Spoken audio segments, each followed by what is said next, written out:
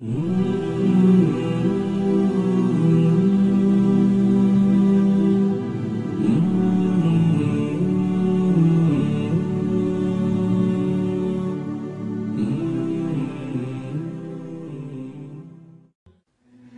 ibn al-Khattab radiallahu anhu. Can anyone tell me how he passed away? He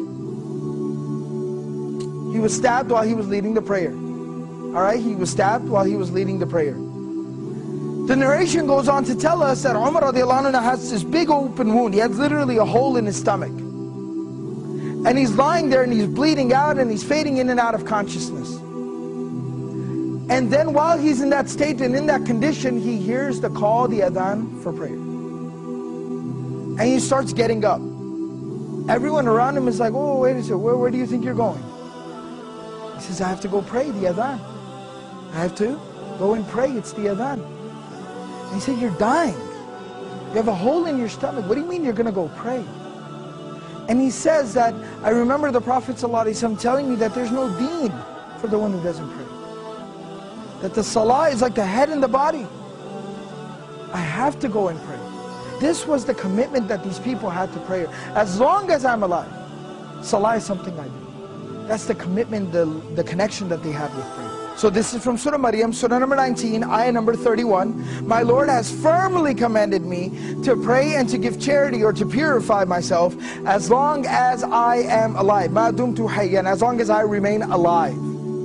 This is a statement of Isa alayhi salam. This is a very powerful reminder about our approach to prayer and how we approach prayer and how we perceive and think and how we implement prayer in our lives. You see, we're supposed to pray, it's saying, as long as I am alive. Till my last breath, I am committed to salah, to prayer. Now what does that exactly mean?